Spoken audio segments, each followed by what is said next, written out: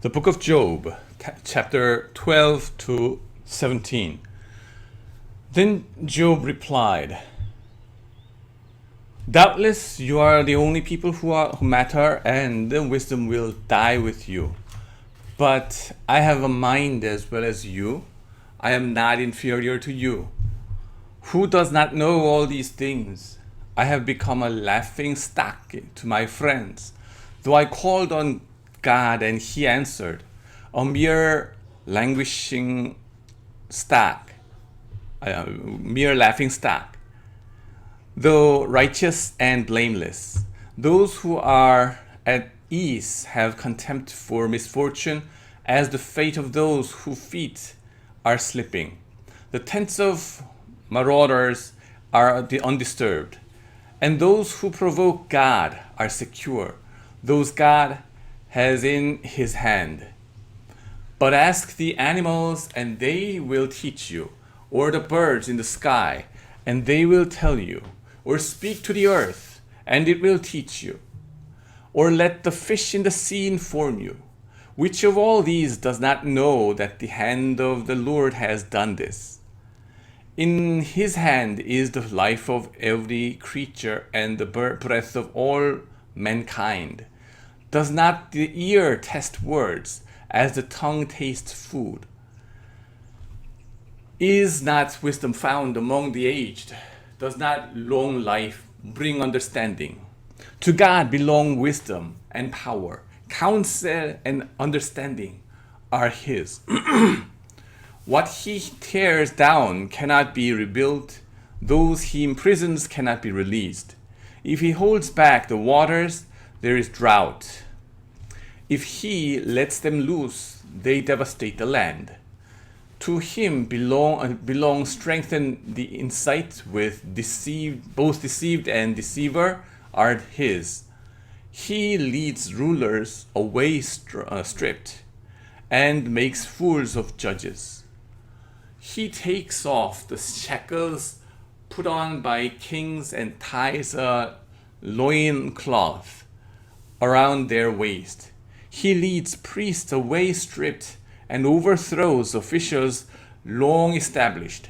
He silences the lips of the trusted advisors and takes away the discernment of elders. He pours contempt on nobles and disarms the mighty. He reveals the deep things of darkness and brings utter darkness into the light. He makes nations great and destroys them. He enlarges nations and disperses them. He deprives the leaders of the earth of their reason. He makes them wander in a trackless waste. They grope in darkness with no light.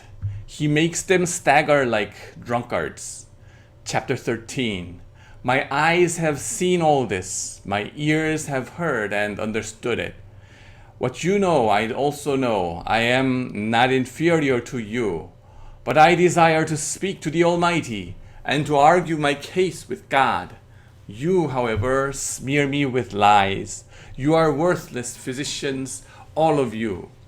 If only you would be altogether silent. For you, that would be wisdom.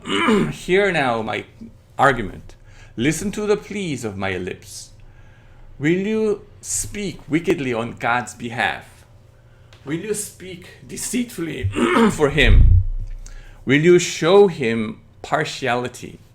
Will you argue the case for God? Would it turn out well if he examined you? Could you deceive him as you might deceive a mortal? He would surely call you to account if you sincerely showed partiality. Would not his splendor terrify you? Would not the dread of him fall on you? Your maxims are proverbs of ashes. Your defenses are defenses of clay. Keep silent and let me speak. Then let come to me what may. Why do I put myself in jeopardy and take my life in my hands? Though he slay me, yet will I hope in him. I will surely defend my ways to his face. Indeed, This will turn out for my deliverance, for no godless person would dare come before him. Listen carefully to what I say.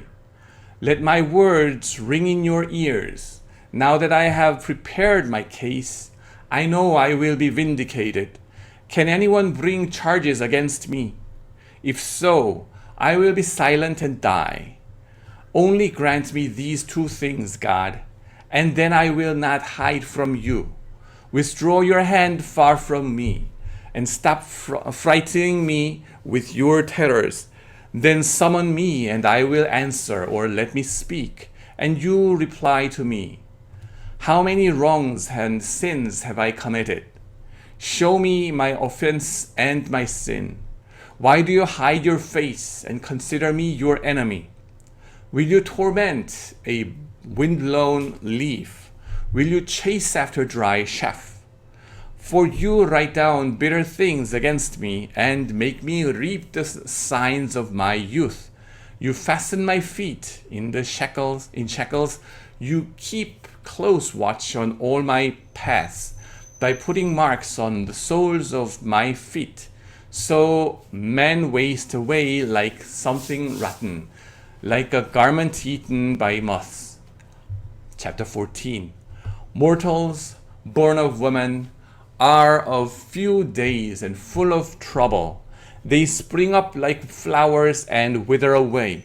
Like fleeting shadows, they do not endure. Do you fix your eye on them? Will you bring them before you for judgment? Who can bring what is pure from the impure? None. A person's days are determined. You have decreed the number of his months, and have set limits he cannot exceed. So look away from him and let him alone, till he has put in his time like a hired laborer. At least there is hope for a tree. If it is cut down, it will sprout again, and its new shoots will not fail. Its roots may grow old in the ground, and its stump die in the soil. Yet at the scent of water it will bud and put forth shoots like a plant. But a man dies and is laid low. He breathes his last and is no more. As the water of a lake dries up, or a riverbed becomes parched and dry, so he lies down and does not rise. Till the heavens are no more, people will not awake or be aroused from their sleep. If only you would hide me in the grave and can conceal me till your anger has passed. If only you would set me a time and then remember me. If someone dies, will they live again? All the days of my hard service, I will wait for my renewal to come. You will call and I will answer you. You will long for the creature your hands have made. Surely, then you will count my steps, but not keep track of my sin. My offenses will be sealed up in a bag. You will cover over my sin. But as a mountain erodes and crumbles, and as a rock is moved from its place, as water wears away stones and torrents wash away the soils, so you destroy a person's hope. You overpower them once for all, and they are gone. You change their countenance and send them away. If their children are honored, they do not know it. If their offspring are brought low, they do not see it. They feel but the pain of their own bodies and mourn only for themselves. Eliphaz. Then Eliphaz the Temanite replied, would a wise person answer with empty notions, or fill their belly with their hot east wind? Would they argue with useless words, with speeches that have no value? But you even undermine piety and hinder devotion to God. Your sin prompts your mouth. You adopt the tongue of the crafty. Your own mouth condemns you, not mine. Your own lips testify against you. Are you the first man ever born? Were you brought forth before the hills? Do you listen on God's counsel? Do you have a monopoly on wisdom? What do you know that we do not know? What insights do you have that we do not have? The gray-haired and the aged are on our side, men even older than your father. Are God's consolations not enough for you, words spoken gently to you? Why has your heart carried you away, and why do your eyes flash, so that you vent your rage against God and pour out such words from your mouth? What are mortals that they could be pure, or those born of woman that they could be righteous?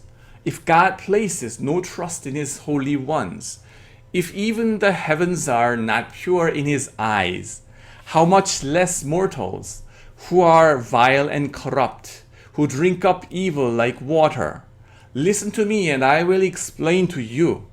Let me tell you what I have seen, what the wise have declared, hiding nothing received from their ancestors, to whom alone the land was given, that no foreigners moved among them. All his days the wicked man suffers torment, the ruthless man through all the years stored up for him. Terrifying sounds fill his ears. When all seems well, marauders attack him.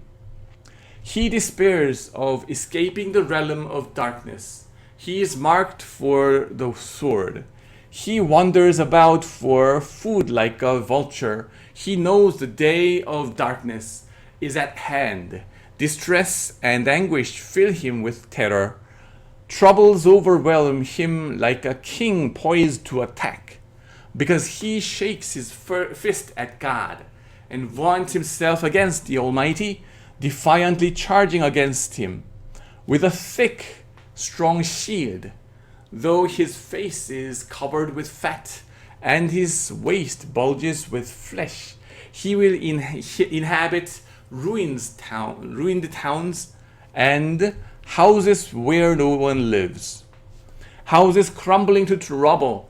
He will no longer be rich, and his wealth will not endure, nor will his possessions spread over the land. He will not escape the darkness. A flame will wither his shoots, and the breath of God's mouth will carry him away. Let him not deceive himself by trusting what is worthless, for he will get nothing in return. Before his time he will wither, and his branches will not flourish. He will be like a vine stripped of his unripe grapes, like an olive tree shedding its blossoms. For the company of the godless will be barren, and fire will consume the tents of those who love bribes. They conceive trouble and given birth to evil. Their womb fashions deceit. Job chapter 16. Then Job replied, I have heard many things like these. You are miserable comforters, all of you. Will your long winded speeches never end? What ails you that you keep on arguing? I also could speak like you if you were in my place. I could make fine speeches against you and shake my head at you. But my mouth would encourage you. Comfort from my lips would bring you relief. Yet if I speak, my pain is not relieved, and if I refrain, it does not go away. Surely, God, you have worn me out. You have devastated my entire household. You have shriveled me up, and it has become a witness. My gauntness rises up and testifies against me. God assails me and tears me in his anger, and gnashes his teeth at me. My opponent fastens on me his piercing eyes. People open their mouths to jeer at me. They strike my cheek in scorn and unite together against me. God has turned me over to the ungodly and thrown me into the clutches of the wicked. All was with me, but he shattered me. He seized me by the neck and crushed me. He has made me his target. His archers surrounded me. Without pity, he pierces my kidneys and spills my gall on the ground. Again and again, he burst upon me. He rushes at me like a warrior. I have sewed sackcloth over my skin and buried my brow in the dust. My face is red with weeping. Dark shadows ring my eyes. Yet my hands have been free of violence, and my prayer is pure. Earth, do not cover my blood. Even now my witness is in heaven. My advocate is on high. My intercessor is my friend as my eyes pour out tears to God. On behalf of a man who he pleads with God as one pleads for a friend. Only a few years will pass before I take the path of no return. Chapter 17. My spirit is broken. My days are cut short. The grave awaits me. Surely mockers surround me. My eyes must dwell on their hostility. Give me, O God, the pledge you demand. Who else will put up security for me? You have closed their minds to understanding.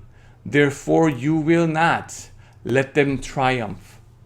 If anyone denounces their friends for reward, the eyes of their children will fail. God has made me a byword to everyone, a man in whose face people spit. My eyes have grown dim and grief. My whole frame is but a shadow. The upright are appalled at this.